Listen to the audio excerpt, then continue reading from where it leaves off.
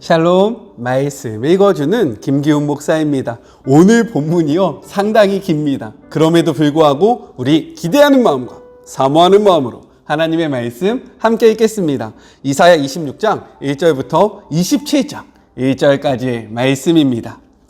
그때에 이런 노래가 유다 나라에서 불리리라. 우리에게는 강력한 도성이 있네. 구원의 도성, 구원으로 세워진 도성, 선문을 활짝 열어젖혀라. 선한 이들, 참된 이들이 들어올 수 있도록 주께 일편단심인 이들, 주께서 온전히 지켜주시며 그들은 두 발로 굳게 선다네.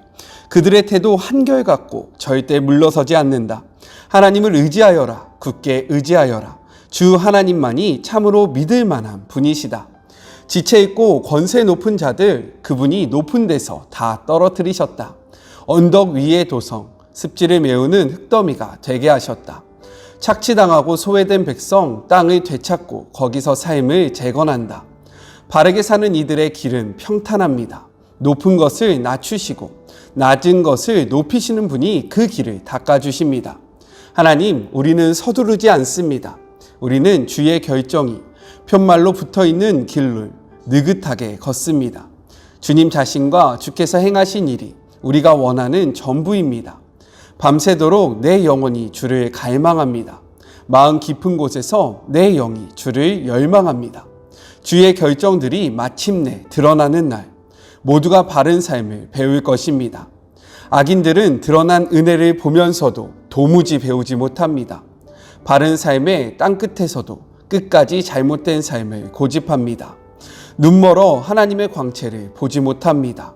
하나님, 주께서 주의 손을 높이 드십니다. 그러나 그들은 보지 못합니다. 그들의 눈을 열어 주의 일을 보게 하시고 주의 백성을 향한 주의 열정 넘치는 사랑을 보게 해 주십시오. 그들로 부끄러움을 당하게 해 주십시오. 그들이 있는 곳에 불을 놓아 모두가 주의 원수인 그들을 주목하게 해 주십시오.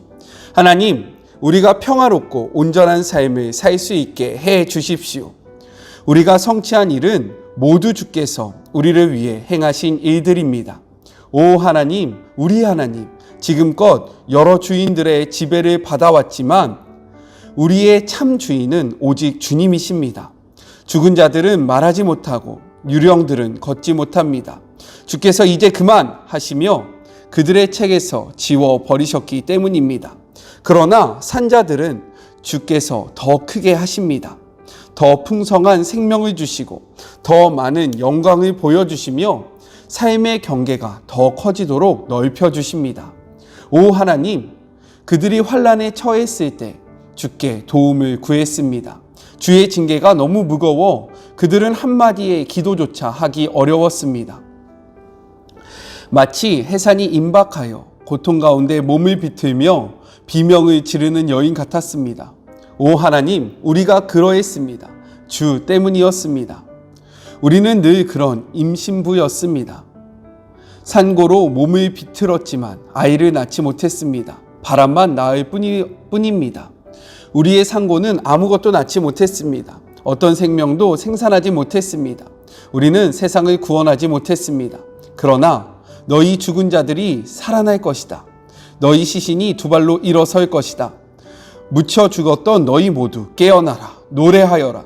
주의 이슬은 첫 햇살 머금은 아침 이슬이니 생명으로 들끓는다. 죽은 자들을 내어놓는다. 오라 나의 백성들아, 집에 가서 문을 닫고 그 안에 숨어라. 잠시 피해 있어라. 진노의 벌이 지나갈 때까지. 하나님께서 분명 땅 위에 사람들의 죄를 벌하시려고 그분의 처소에서 나오실 것이다. 그날에 땅이 직접 핏자국을 드러내어 살해된 사람들이 묻힐 곳을 알려줄 것이다. 그때에 하나님께서 당신의 칼, 무자비하고 강력한 칼을 빼셔서 달아나는 뱀 리워야단, 몸부림치며 도망가는 뱀 리워야단을 벌하실 것이다. 그분께서 바다에 사는 그 옛 용을 죽이실 것이다. 이것은 하나님의 말씀입니다. 네, 오늘 본문 참 길었죠? 하지만 묵상의 시작이 어디부터 이루어진다고요? 그래요. 맞아요. 하나님의 말씀을 자세히 읽는 것부터 우리들의 묵상이 시작됩니다. 그렇기에 본문이 아무리 길다고 할지라도 포기하지 말고 하나님의 말씀을 꼭 깊이 자세히 읽으시는 주의 자녀들이 되시길 주님의 이름으로 축복합니다. 오늘의 본문을 함께 볼까요? 오늘의 본문은 네 부분으로 나눠서 생각해 볼 수 있습니다. 먼저는 1절부터 6절인데요. 이는 승리의 노래를 이야기하고 있어요. 여호와의 구원이요 예루살렘을 견고한 성읍으로 붙잡아 주신다라고 이야기하고 있습니다. 예전에는요 예루살렘을 어떻게 보호했냐? 골짜기 그리고 성벽으로 예루살렘이 지킴을 받았다는 거예요. 그런데 이제는 하나님께서 직접 여호와의 성벽이 되어주시고 외벽이 되어주셔서 그 예루살렘 지켜주시겠다라고 선언하고 있는 것입니다. 2절의 의로운 나라는요 하나님을 경외하는 자들을 뜻하고 있어요. 이렇게 하나님을 경외하는 자들에게 주어지는 축복이 있는데 그것이 바로 3절에 나오는 평강, 즉 샬롬입니다. 이 샬롬은요 무엇을 의미하냐? 이는 완전하고 온전하며 조금도 부족함이 없는 상태를 나타내고 있는 거예요. 그런데 이러한 샬롬은요 하나님 안에서만 이루어진다는 것을 우리는 꼭 기억해야 합니다. 그러면서요 4절에 이렇게 이야기하고 있어요. 우리가 하나님을 신뢰해야 하는데 이러한 평강의 하나님을 어떻게 신뢰해야 하냐? 영원히 신뢰하라고 이야기하고 있어요. 어떻게요? 영원히. 네. 우리가 하나님을요, 우리의 입맛에 맞을 때, 나를 보호해 줄 때, 내 기분과 같을 때, 나의 생각과 같은 방향으로 나아갈 때만 신뢰하는 것이 아니라요, 나의 방향과 다를 때, 내 생각으로 이해되지 않을 때, 지금 하나님의 임재가 느껴지지 않는 부재의 시간에도요, 우리는 영원히 하나님을 신뢰해야 된다는 것을 꼭 기억하시기 주님의 이름으로 축복합니다. 그렇게 할 때에요 5절과 6절에서 나오는 우리의 대적들을 하나님께서 막아주시겠다라고 선언하고 있는 거예요. 두 번째는요 7절부터 10절인데 이는 여호와의 의를 신뢰하는 의인의 모습을 보여주고 있습니다. 7절에 보면요 의인의 길은 정직함이요 라고 되어 있어요. 그런데 이보다요 의인을 위한 길은 올바르나이다 라고 번역하는 것이 더욱더 의미 전달에 좋습니다. 이것이 무엇이냐? 하나님께서 의인의 길을 만드시고요 의인은 하나님께서 만든 그 길을 뚜벅뚜벅 걸어간다는 것을 의미하고 있는 거예요. 그런데 우리가 이 세상을 살다 보면요 하나님께서 만들어주신, 하나님께서 보여주신 길을 걸을 때 이 길이 진짜 맞는 길인가? 라고 의문이 들 때가 있다는 거예요. 그렇지 않아요? 우리가 이 땅 속에서 그리스도인으로 살아가는 게 쉽지 않잖아요. 이 길이 진짜 맞나? 많은 사람들은 저 길로 가고 있는데 내가 이 길로 걸어가는 것이 옳은가? 라는 생각이 들 때가 있다는 거예요. 그럴 때 하나님은 8절에 이렇게 말씀하십니다. 여호와여 주께서 심판하시는 길에서 우리가 주를 기다려 싸우며. 이 말은 무엇이냐면요 하나님께서 만들어 놓으신 그 길 가운데 우리가 서 있어야지만 이 심판을 넘어설 수 있다, 이겨낼 수 있다라는 것을 고백하고 있는 표현이에요. 혹시 이거 기억나십니까? 우리가 시편에서 함께 나눴던 말씀인데요 시편 23편의 말씀 제가 여기 띄워놓을게요. 자, 여기에서 중심되는 단어가 있었어요. 여호와 로이. 무엇이라고요? 여호와 로이. 이 말씀은 이것입니다. 여호와는 나의 목자시니 내게 부족함이 없으리로다. 그가 나를 푸른 풀밭에 누이시며 쉴만한 물가로 인도하시는도다. 내 영혼을 소생시키시고 자기 이름을 위하여 의의 길로 인도하시는도다. 내가 사망의 음침한 골짜기로 다닐지라도 해를 두려워하지 아니할 것은 주께서 나와 함께 하심이라. 주의 지팡이와 주의 막대기가 나를 안위하시나이다. 주께서 내 원수의 목전에서 내게 상을 차려주시고 기름을 내 머리 위에 부으셨으니 내 잔이 넘치나이다. 내 평생에 선하심과 인자하심이 반드시 나를 따르리니 내가 여호와의 집에 영원히 살리로다. 우리의 길은요 하나님께서 만드신 그 길을 여호와 로이 우리의 목자 되신 하나님께서 만드셨기 때문에 신뢰할 만하고 이 길에는 실수가 없다라는 것을 꼭 믿으시길 바랍니다. 그런데요 악인들은요, 하나님이 이렇게 보여주시고 이야기하시는데도 끝까지 믿지 않는다라고 성경이 이야기하고 있는 거예요. 우리 악인이 되지 맙시다.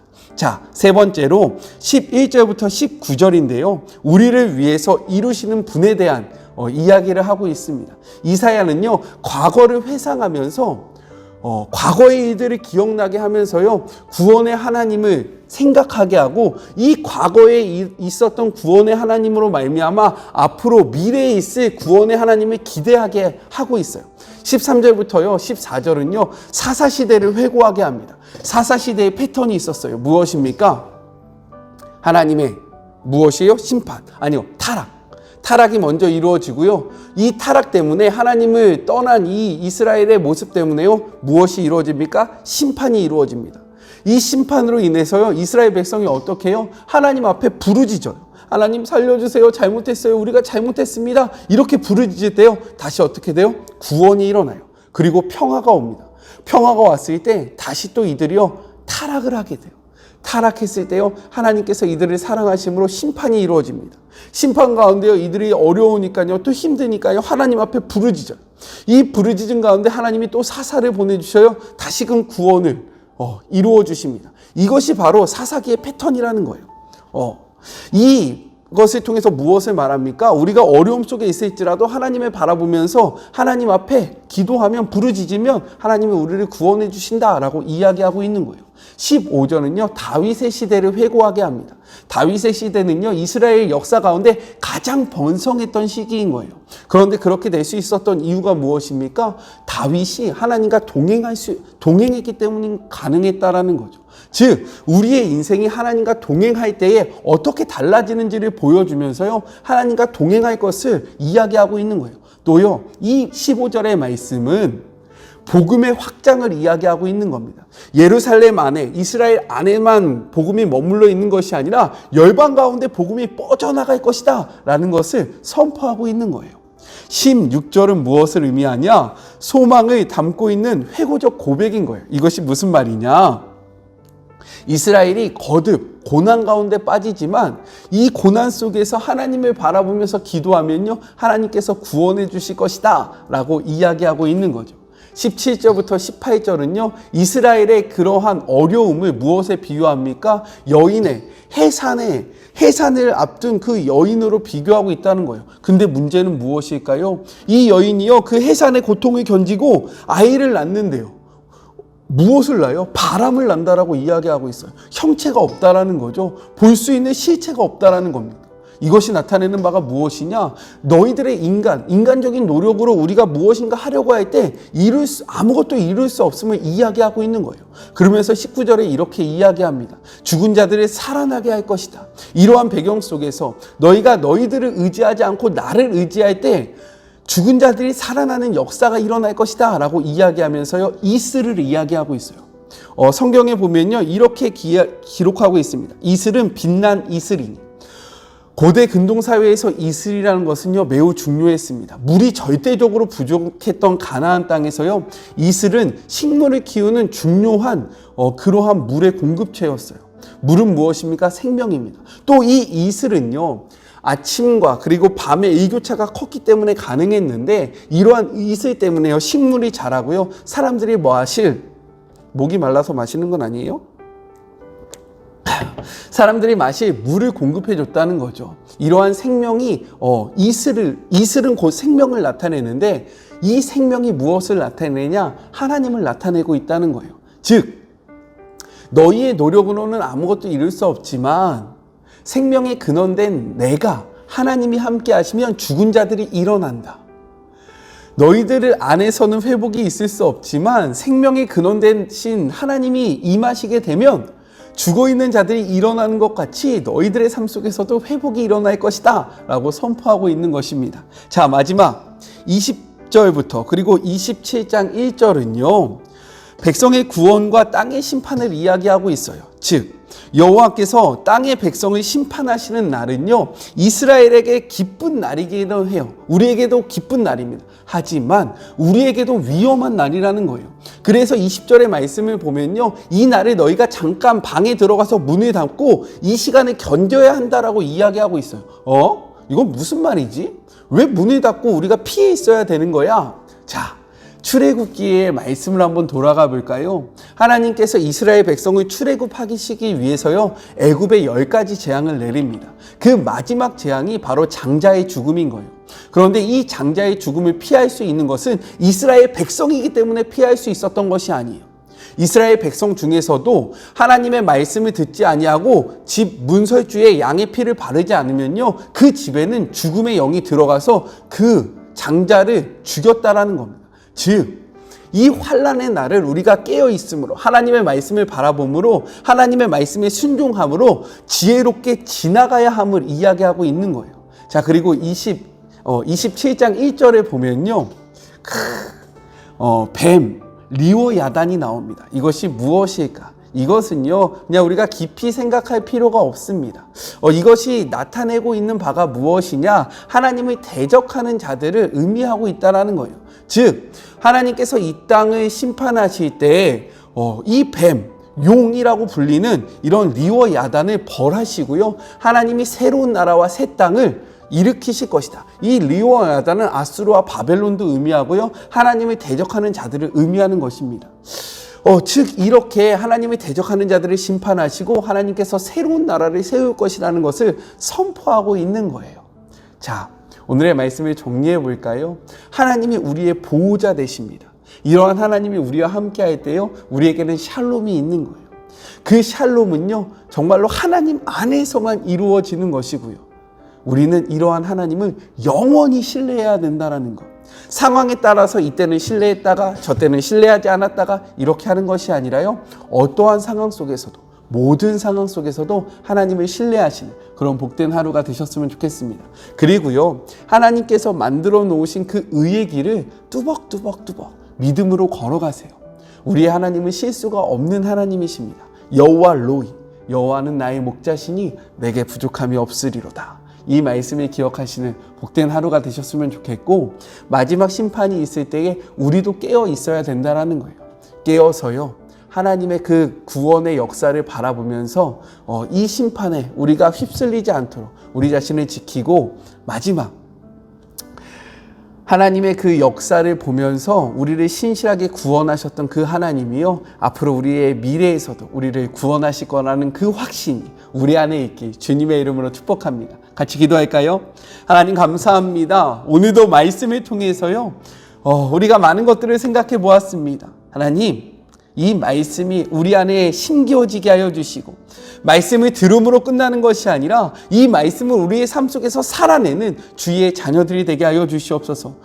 내일부터 주말이 시작됩니다. 주일은 주님의 날입니다. 하나님, 우리가 정말로 코로나를 핑계 삼아, 코로나를 방패 삼아 하나님 앞에 나아가는 것을 게을리하지 아니할 수 있도록 도와여 주시옵소서.